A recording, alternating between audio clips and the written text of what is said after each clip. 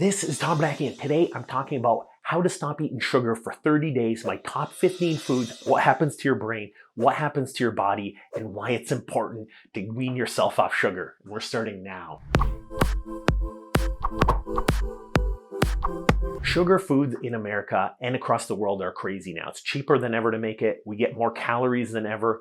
Before, in the 1950s, we used to average like 2,500 calories per day. Now we average like over 3,500 calories in the United States. Obesity rates are hovering around 50% for adults. Kids are shooting sky high, and that's before COVID. After COVID, it's gone up even more. We are falling apart. A lot of these health decisions are making us less healthy. Our health timeline is decreasing. It's actually getting worse. This is crazy that we're getting less healthy with improving technology.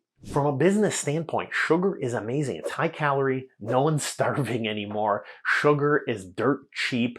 Sugar, honey, agave, high fructose corn syrup, rice syrup. These are polysaccharides that break down quickly and instantly become sugar in your bloodstream. Our bodies can't handle those simple sugars. They can't adapt. We put on weight. We develop diabetes. Diabetes is also going sky high. Sugar and carbs can create an addiction due to their impact on dopamine in our brains. This is a substance similar to cocaine and heroin. Sugar, cocaine, and heroin stimulate the brain's reward pathway. So every time we eat sugar, we crave sugar even more. The brain's lower centers, or what's also known as our lizard brain, is associated with pleasure and survival, whereas our higher centers, which is our cerebral cortex, is associated with thinking and motivation and making smart decisions. So our cerebral cortex tells us, hey, we don't want to eat this sugar, but our lizard brain base functions tell us, hey, give me all that sugar. Exercises and fasting can increase brain-derived neurotrophic factor, BDNF, protecting the brain from degeneration caused by substances like sugar.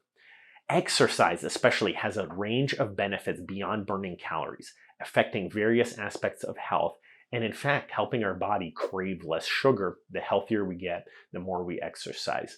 Cutting sugar stabilizes our blood, our pre-diabetes, reduces our cravings. So the less sugar you eat, the less you crave them. And this is proven. It allows our body to then access fat for energy. If we're getting enough sugar, we don't use up any of our fat. But if we're not eating sugar, we access that fat and we get trim, we get healthy. That's how you get your six-pack. That's how you look good.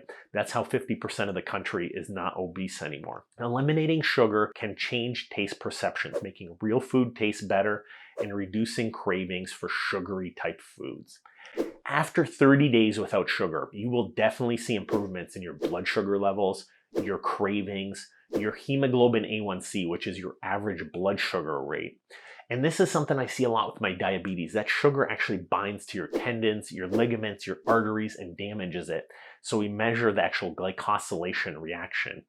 It lowers our triglycerides, our cholesterol, and more. In fact, there's a new groundbreaking study, and I'm going to do a whole video about this, but the number one thing linked to your body's cholesterol now is your body mass index and your build. It's not how much cholesterol you eat in the diet. So they actually showed that people that eat eggs, for example, but are thin, have better cholesterol on average than someone who doesn't eat eggs and is overweight in the first place. Cutting sugar out definitely reduces type 2 diabetes, fatty liver, heart disease, stroke, dementia, and improved immune function, lower metabolic syndrome, less insulin resistance, and it makes us get the flu less. It works so well. I'm gonna go over my top 15 foods to quit sugar in 30 days. So my wife is a dietitian and I see patients all the time for peripheral neuropathy, diabetes, everything I mentioned. So this really hits close to home to me. I make sure to talk about all this stuff with patients because the future of medicine is preventing these problems, not reacting. If the healthcare system is to have a chance, it has to get ahead of stuff, not react to it. So this is my top 15 list. Tell me if it sucks. Tell me if it's good. Tell me if I'm missing anything amazing that I should add to my diet. Number 15, blue spirulina. This is the least practical due to its strong taste, and it's a powder. It's not going to make the bulk of your meal. It's something you can add. It's high in protein, high in B vitamins, copper, and iron. It has almost no sugar. It's more of a supplement. and you can add it to smoothies. Vegans use this thing. That's why I included it. I want to be fair to carnivore and vegan at the same time. I personally like to add protein powder as well every day. I do like 30 to 60 grams of protein isolate. And in fact, that's going to be my secret one, protein isolate. I'll talk about that at the end. Number 14, chia seeds. Chia seeds are amazing. They are sugar-free. They're rich in omega-3 fatty acids. I love omega-3 fatty acids. Great in fiber, high in protein, no added sugar. You can add it to puddings, smoothies. I make a shake for my kids every day. I add this kind of stuff for them. They love it. Number 13, flax seeds. Flax seeds are very practical, similar to chia seeds, but with a nuttier flavor, high in omega-3 fatty acids, fiber, protein. They are devoid of sugar. You can add them to all your foods. So if you're eating cereals, yogurts, baked goods, so a great combo, I'll talk about like Greek yogurt with this makes a phenomenal meal. Number 12, tempeh. This was included for vegans and vegetarians, but it's moderately practical. I don't really eat a ton of tempeh, but I included it on here because it's very popular. It's high in protein, prebiotics, vitamins, and minerals, and it's low in sugar. It's a great option as a meat substitute. Quinoa, number 11. It's fairly practical and versatile. Here's how we use it at our family. Instead of like loading up with noodles or like white pastas, you can add quinoa. This is high in protein, fiber, B vitamins, minerals. It's low in sugar. Using it as a substitute for rice and pasta. One thing that you guys should check out, if you go to like Aldi, for example, the grocery store, they do a lot of replacement pastas, noodles, that kind of thing, made from like bean or made from like lentils. This is crazy. Rather than sugar, it's like got a ton of protein in it, but it is a little bit more expensive, you know, but I think it's worth it when it's available. It's more of a specialty item. If I can get you, the viewers, buying more of this specialty stuff that we eat, because it's delicious, the price will probably come down. Number 10, Greek yogurt. Very practical. Lots of diverse uses. This is a staple for me and my kids. My kids love eating yogurt. You know, for the kids, I got to add a little bit of the flavoring to it, but it has protein, calcium, probiotics, usually low in sugar, unless you add a lot of the flavoring. We add a little bit, maybe some honey, for example. Otherwise, they won't eat it. It's great for breakfast foods, snacks. I buy reusable pouches, and my toddlers, they eat it while they're hanging out at night. Otherwise, they wake up in the middle of the night. If you're a parent, tell me if that trick works for you. I love the reusable pouches, and I put Greek yogurt in it. Number 9, almonds. Highly practical, very versatile. It's healthy fats, proteins, vitamin E, magnesium, very low sugar. That's actually my number 1 nut. I did a countdown of the top 9 nuts and the 3 to avoid. Almonds are number 1. It's great for diabetes. You just got to be careful. If you bring a whole bag in front of the TV while you're watching Netflix, right now I just watched that Kevin Hart movie where they steal that plane and the gold bars, but I was eating some almonds. You probably eat too much at that point. Since my wife's in the end stages of pregnancy, I'm allowed to do that to support her. Number 8, avocado. This is unbelievable. This should probably be higher on the list, but there's some other good ones. Highly practical, highly popular. Depending on the grocery store, you can get them for pretty cheap. This has healthy fats. It's got fiber. I put it in smoothies. This is amazing. It has potassium, which works great on your blood pressure if you have high blood pressure. Ton of vitamins, low sugar. It does have some carbs, but most of those carbs are fiber that actually just clean you out. It's great in salads, sandwiches, guacamole. I make dips with it, and I can dip stuff in it.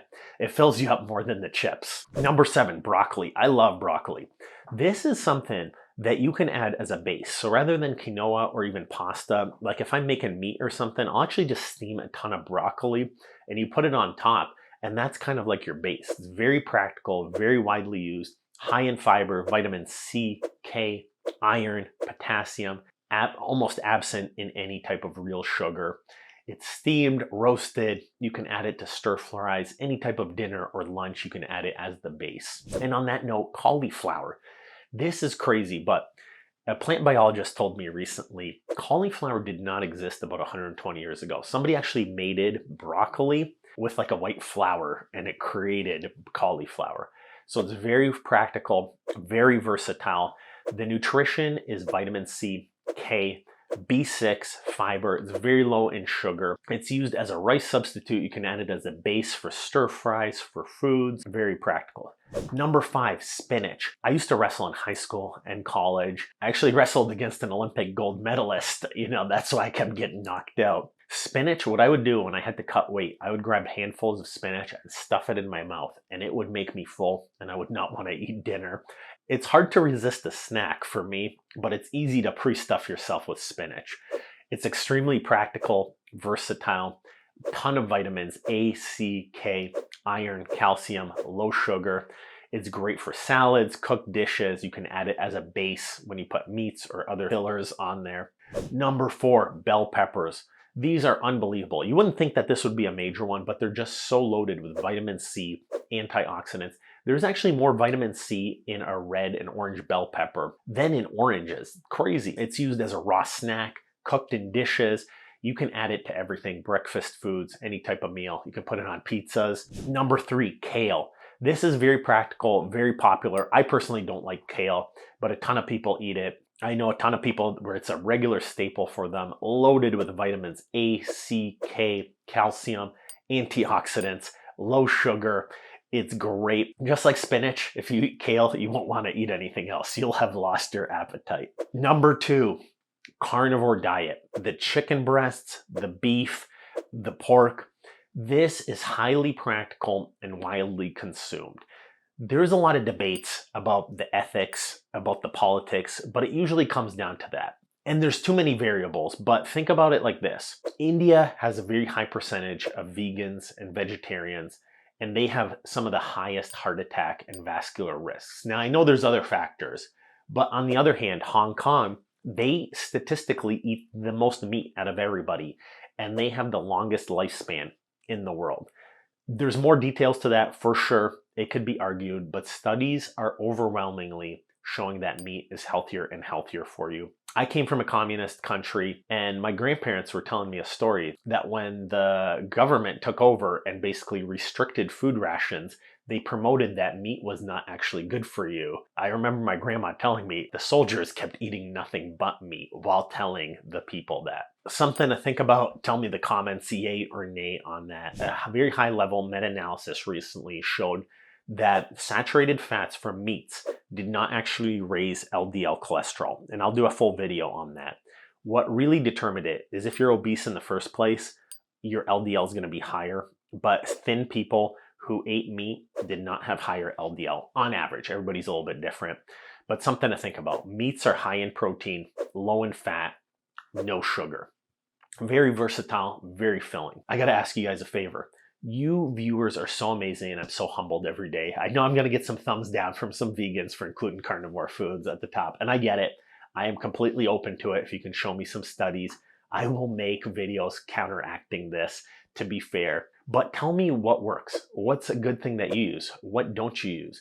I love hearing your feedback, and I want to know what you guys use. It means so much to me, and I'm so thankful for you as an audience. Thank you. And number 1, boom, boom, boom, boom, boom, boom. This is my number 1, eggs. Extremely practical. It was high cost for a little bit, but the cost has since come down, at least in my area. I buy organic eggs from a farmer down the road. It's a lot cheaper. Those are shown to be higher in omega-3s and a lot of other benefits. Extremely practical. They're a dietary staple, high in protein, high in B vitamins. The yolk is good. The egg whites are good. I go over it in a whole video. The video's got like 2 million views at this point. Check out that video. You won't regret it. But that's my top 15 list. Make sure to share this with your friends, and good luck in cutting down on sugar.